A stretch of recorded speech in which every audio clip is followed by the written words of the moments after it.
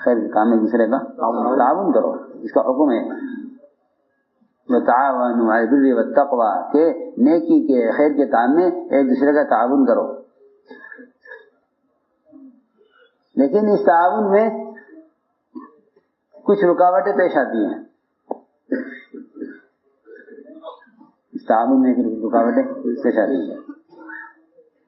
ایک سب سے بڑی رکاوٹ تعاون میں جو پیش آتی ہے وہ حسد ہوتا ہے. کیا ہے حسد؟ کہ بھئی ہم ان کا ساتھ نہیں دیں گے. کیوں؟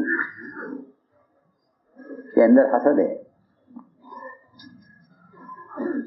اندر حسد ہے. جی حسد ایک دوسرے کا معاون نہیں بننے دیتا. یہ کہیں کہ جتنی بھی خیر امت میں ہے وہ اللہ کی تقسیم ہے.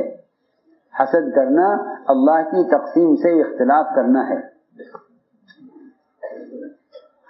حسد کرنا اللہ کی تقسیم سے اختلاف کرنا ہے. یہ حسد کرنا اللہ تعالی کی تقسیم سے اختلاف کرنا ہے کہ اللہ تو نے اس کو یہ چیز کیوں دی ہے. حسد کرنے والا نعمت کو ضائع کرانا چاہتا ہے، اس لیے اللہ رب العزت حاسد کی صلاحیتوں کو ختم کر دیتے ہیں.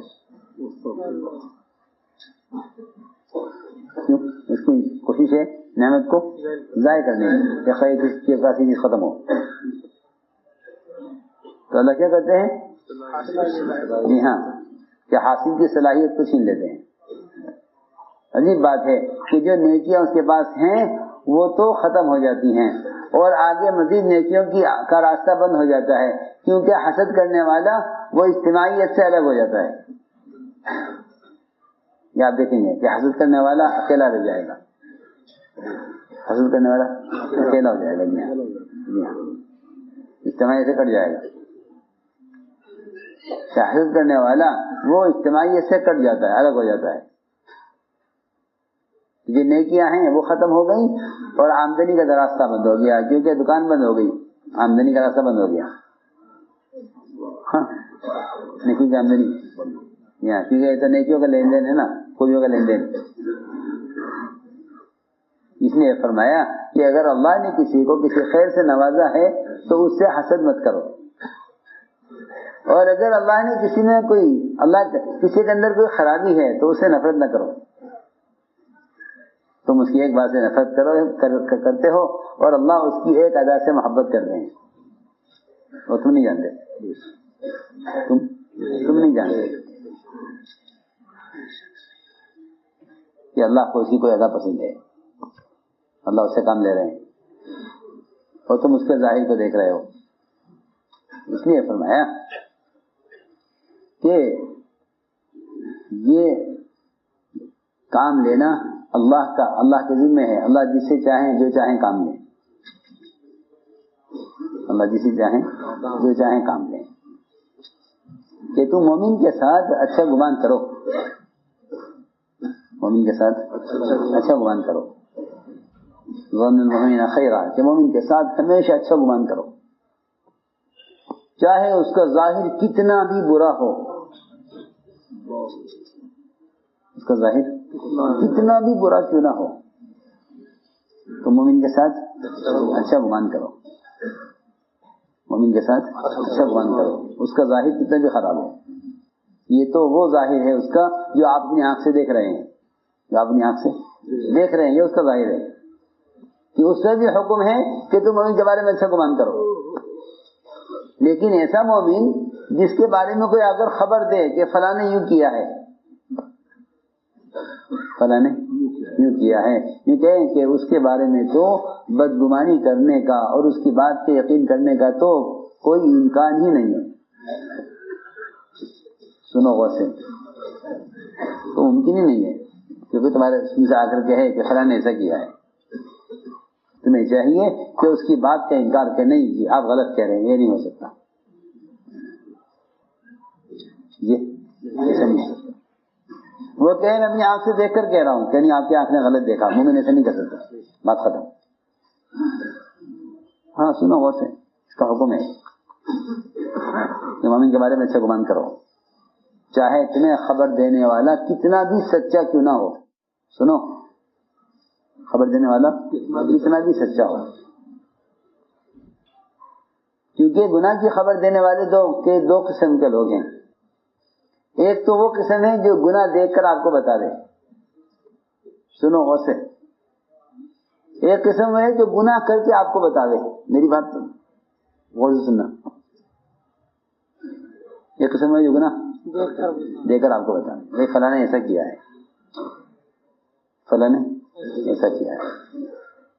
اس کے بارے میں حکم ہے کہ نہیں جی تم ان کی بات کی تصدیق مت کرو, سر نے غلط کہتے ہو, وہ میرے سے نہیں کر سکتا. ایک وہ شخص ہے جو خود گناہ کر کے بتا دے کہ میں نے ایسا کیا ہے. کیونکہ جو گناہ کر کے بتلا گئے آپ سے, اس کے لیے بھی آپ کو اس بات کا اللہ کی طرف سے حکم ہے کہ آپ انکار کریں کہ نہیں آپ نے ایسا نہیں کیا. سنو میری بات, معترف گناہ میں کیا کر رہا, اعتراف کرے. ہاں آپ کا نہیں آپ نے گناہ نہیں کیا. تو جب اعتراف کرنے والے کی بات کا انکار کرنے کا حکم ہے اور اعتراف کرنے والے کی بات کی تعویل کرنے کا اور اس کی بات کو ثابت نہ ہونے دینے کا حکم ہے, اس کے بعد ثابت نہ کرو, ثابت نہ ہونے دو, تو جو خبر لے کر آیا ہے اس کی بات کی کیا اعتبار ہے؟ یہ بات توجہ سننا. دیکھو نا, آپ تو حدیث دیکھو. ایک صحابی نے آ کر کہا یا رسول اللہ میں نے زنا کر لیا, میں خود اقرار کر رہا ہوں. فرمایا نہیں تم نہیں جانتے زنا کیا ہوتا ہے, جاؤ. جی میں نے زنا کیا ہے. فرمایا نہیں تم نے ہاتھ لگایا ہوگا عورت کو, تم نے آنکھ سے دیکھ لیا ہوگا, تم نے پیار کر لیا ہوگا, جاؤ تم نے زنا نہیں کیا, جاؤ. دیکھو نا ماحول کو صاف رکھنا کتنی بڑی سنت ہے. ماحول کو کہ مومن کے بارے میں بدگمانی, اس لیے کہ کام جو ہوگا وہ اعتماد سے ہوگا. تو شیطان پہلی کوشش یہ کرتا ہے کہ کام کرنے والوں کا اعتماد ختم کرو. یہ پرانی بات ہے, انبیاء کے ساتھ بھی یہی ہوا, ان کو متہم کرو تاکہ کام نہ کر سکیں. ان کے کام میں ان کی بڑی رکاوٹ ہی پیدا کی جاتی تھی کہ ان کو متہم کرو تاکہ کام نہ کر سکیں.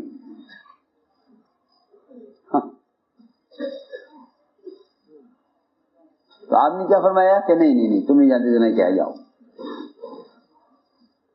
ایک نے آ کر 4 مرتبہ کہا, مالک اسلمی نے 4 مرتبہ میں نے زنا کر لیا. ادھر سے کہیں ادھر منہ کر لیں, ادھر سے کہیں آپ ادھر منہ کر لیں, ادھر سے کہیں ادھر منہ کر لیں گے, گھماتے رہے کہ شاید اب بھی واپس چلا جا رہے ہیں, اب بھی واپس چلا جا رہے ہیں. تربیت ہے یہ تربیت دی گئی تھی صحابہ کو کہ تم کسی مسلمان کا اعتراف مت کرنا, بلکہ مسلمان کے عیب کو, اس کے گناہ کو ثابت مت ہونے دینا. اس کی کوشش کرنا کہ مسلمان کا گناہ ثابت نہ ہو. مسلمان کا گناہ ثابت نہ ہو. علی کے ہاں آیا ایک چور, اور اس نے لوگوں نے کہا جی چوری کی ہے. اس نے بھی کہا جی میں نے چوری کی ہے. میں کیا چرایا؟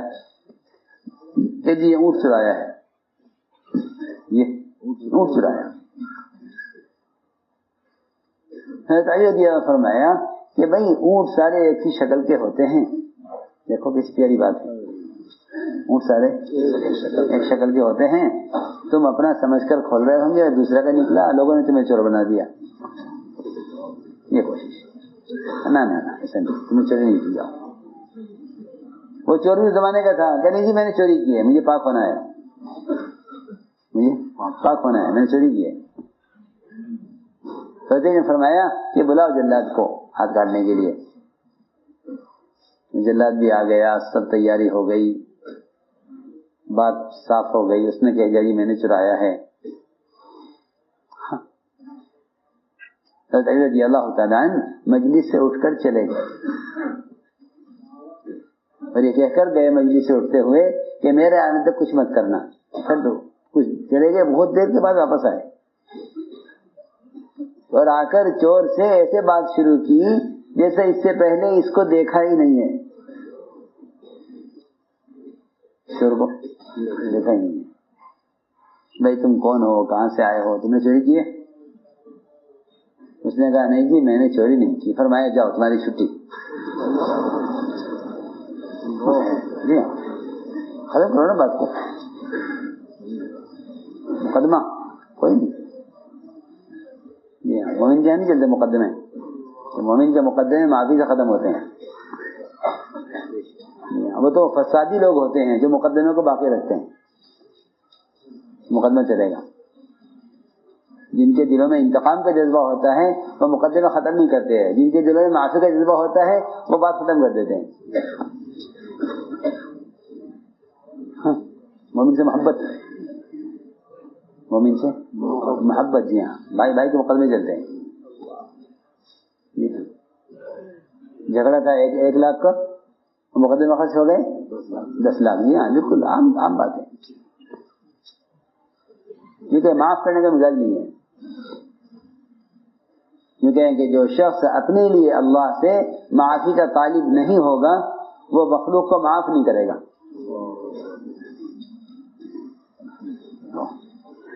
مخلوق کو معاف نہیں کرے گا کیونکہ اپنے لیے اللہ سے معافی کا طالب نہیں ہے. کہ جو اپنے لیے اللہ سے معافی کا طالب نہیں ہے اس کے سامنے آخرت نہیں ہے. یہ اصل بات ہے. وہ نہیں چاہے گا اے اللہ مرنے سے پہلے تو مجھے معاف کر دے. تو جو اللہ سے اپنے لیے معافی چاہے گا وہ بندوں کو معاف کرے گا، جو اللہ سے اپنے لیے معافی نہیں چاہے گا بندوں کو معاف نہیں کرے گا. کیونکہ جو اپنے لیے معافی کا طالب نہیں ہے اللہ سے، وہ دوسروں کو معاف کیسے کرے؟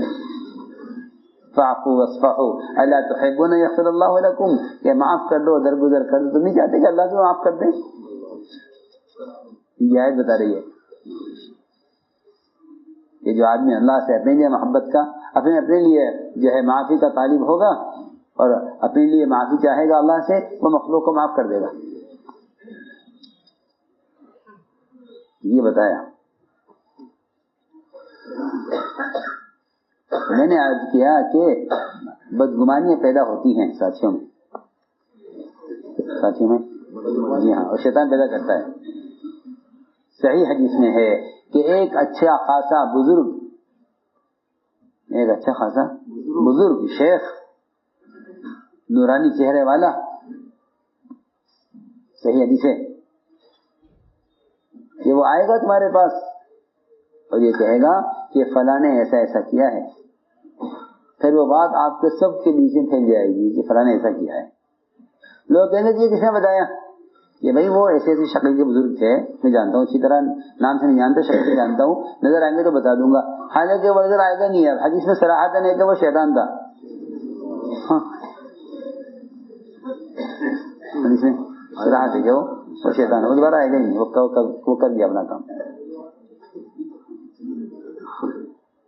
صحیح روایت ہے کہ لوگ پوچھتے ہیں بھائی یہ بات کس نے کہی تم سے؟ کہ ہاں میں شکل سے جانتا ہوں، نام سے نہیں جانتا، نظر آئے گا تو بتا دوں گا اس نے کہی. ایسا ہوتا ہے، ایسا ہوتا ہے. تو صحیح حدیث ہے کہ آپ نے فرمایا کہ یہ شیطان تھا جو ایک بزرگ کی شکل میں آ کر ایک بات تمہارے درمیان چھوڑ گیا ہے اور تم اس بات کو چلا رہے ہو. اس لیے فرمایا کہ مومن کے بارے میں اچھا گمان کرو،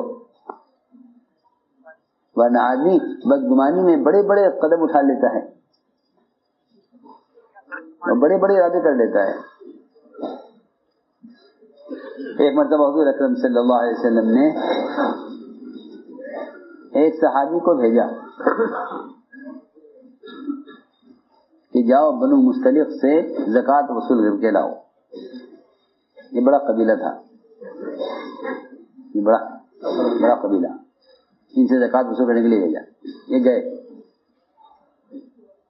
تو شیطان نے دیکھا منافق نے کہ سارا قبیلہ زکوٰۃ دینے کو تیار اور سارا قبیلہ اس صحابی کی استقبال کے لیے بستی سے باہر نکلا ہوا.